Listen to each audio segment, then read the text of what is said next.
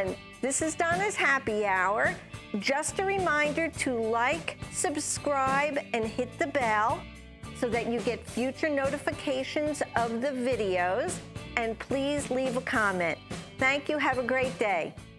Do you, when you're writing, do you find, like, as you're writing, do the musicians come to you at that point? Or is it strictly, you're just strictly writing and at later date comes, like, who you think? That's it. Yeah, that's an interesting question. I think it usually comes, so it's interesting because it's half and half, actually. Okay. I have a couple friends, Zach Rapone, who's an audio engineer, and he's based out of Philly now. He recently reached out to me and actually asked to put together almost like a trio format, and he wanted to bring in another musician, Sydney Skazan, who I've worked with in the past as well, and we've played together for quite some time. And you know, he said, I want to kind of just write good music. It doesn't matter what genre it is, but just to kind of see what comes out. So this is kind of, it was more planning for the future, and when the time comes when we meet up in the studio, then that's how it's, you know, whatever comes about is it. But I've also noticed that when I'm writing, like, let's say for my album, I find that a lot of the songs have, I've written ideas, and then I would say, okay, maybe so-and-so would sound good on this. Let's bring them in. And then if I would send them the song, they would say, hey, you know, what do you think about this? Let me try adding this in. And then it's definitely, I've experienced a little bit of both, where the idea eventually creates itself, and then a lot of times the idea was just from the start, and I'm like, this person would sound great on this. Right. Now, my next question is, so having gone into the studio, doing your album, did you find, or do you find that it's taking longer than you thought? Especially lately with COVID and everything, it's been very hard. Also, I've been fortunate enough to have plenty of gigs lined up where it's kept me busy every weekend. So I have to be really organized with my time. So, between everything, it's been. It's definitely taken a bit longer, but which is fine, because sometimes you need that patience, and you know, maybe something comes along the lines where you're like, maybe I could tack on another song, or maybe I can just maybe I could save more time for marketing and other things, pitching it to labels and whatnot. So I would think that you know, when you're going into an album, I'm sure every album is different, you know, like the time span, you know, sometimes maybe one album may fall into place really easily, and another album you're kind of struggling along to get exactly what, you know, because do you hear it in your mind? Like, do you hear what you're hoping the final product will be? On any particular song, you know? Yeah, a lot of the songs that come about, I usually hear in my mind first, and I try to almost develop it in my mind without even touching anything, you know, touching paper or even getting recorded. It needs to be, it needs to have like an idea, or it needs to have a movement. It wants to go somewhere. So it can't, it ends up a lot of times just kind of developing itself, and it also comes back to patience, where you need to be patient. You can't force. It's almost like Zen in a way, but I think the more and more you write, you kind of develop your own style for songwriting, and Right. That definitely ties in to mine, where I'm big on visualization, and also that comes into just hearing things and developing it in your Right. mind. Right. Anytime you find Right. a new song, it might spark a new idea or something like that, and that Right. takes time to too. develop it. Now, I know your dad plays drums and he's in a band. Right. Now, did your dad write? Was he a songwriter? Or? I think he wrote. He had a band back in the 80s that I think he ended up writing a song for. But I know he's mainly. He usually is presented with the music first, music, and then okay. he'll kind of develop his own style for it. So everything that you've learned, pretty much, you've learned due to trial and error, or being in the studio. Now, you started in the studio because, I don't know how many people in the audience know this, but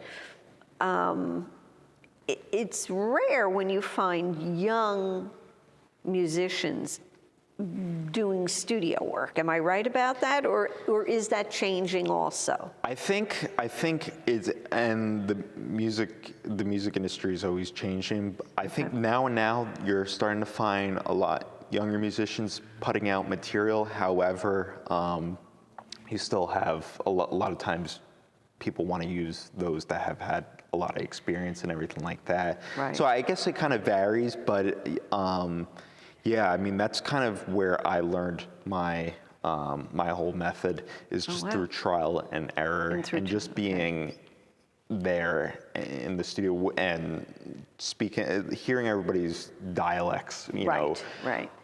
It's just, that's how you learn. I think that's the best way. You can only study something, or you can only read about something for so long. You have to apply it. Yes, you do. So, obviously then being on stage and playing is totally different than studio work. I think so, and I know there's a lot of talk about this topic because there is something in the live. I think the audience plays a big role in the music. It's almost, it's hard to put it into words, but when you're playing live, you can, number one, you know the moment's not going to repeat itself. This is happening, whether you know it, whether you're ready for it or not. That's right, yeah. So, and a lot of times when you're playing live, you react to other musicians in the moment. Right. And the that's audience's energy. Yeah, exactly. I mean, that, it's part of the music. Oh, it's absolutely, and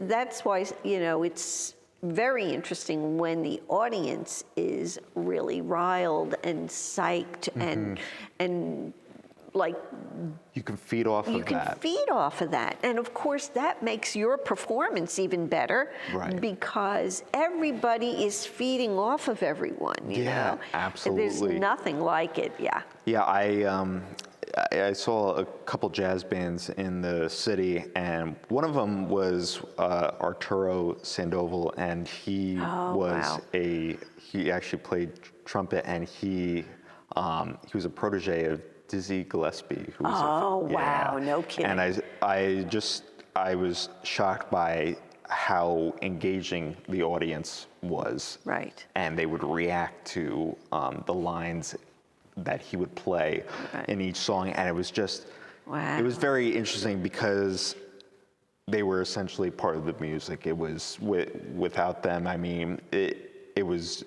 great music, but it was just very interesting because I've never thought about that before, that the audience plays a very big role. They really can and do. Yeah. I mean, and I'm sure we've all had this where, you have an audience and it's like, are you dead?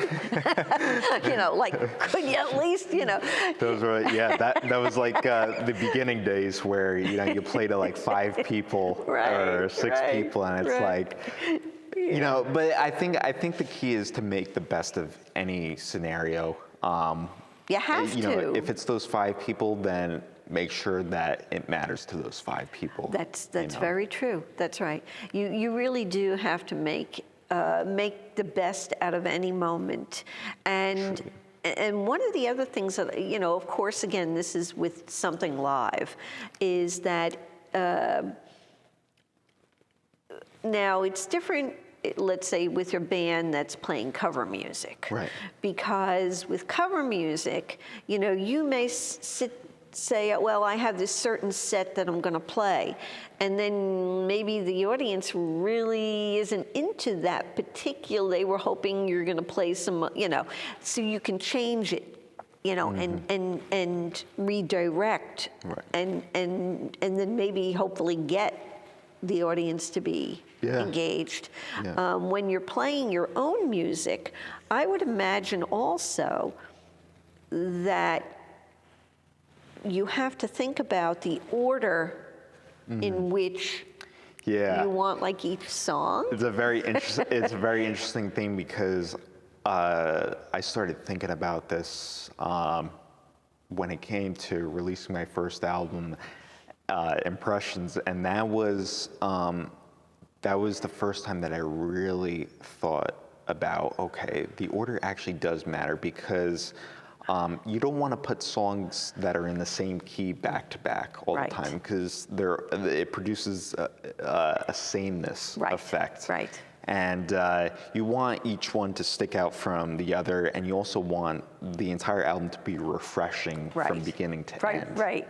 And the same thing for live. You want it to be refreshing. So the order does matter. And I've read lots of books about one of my favorite bands, Yes. When it came to recording a few of the albums, they would have falling outs with each other, and they would get into huge arguments about orders of songs. Oh, really? And it's like, it's not something like the average person thinks about, but I guess the more and more you think about it, it does play a big role. I know when I'm listening to an album, I will sit there and go, I think they should have maybe changed the order a bit. Who am I to really say? But if I'm thinking that way, then I know that the artist should be thinking that way. Of course. It's to me, and one of the things that I think you need the good starting song, a good ending song, but like you said, you really have to think about everything in between, because if you have everything that's kind of like the same tone, and there's no upbeat. There's no dynamic. Then the person kind of gets fade. It's just natural. Yeah. Even though the person may not be aware of it. Right. It's happening. Yeah.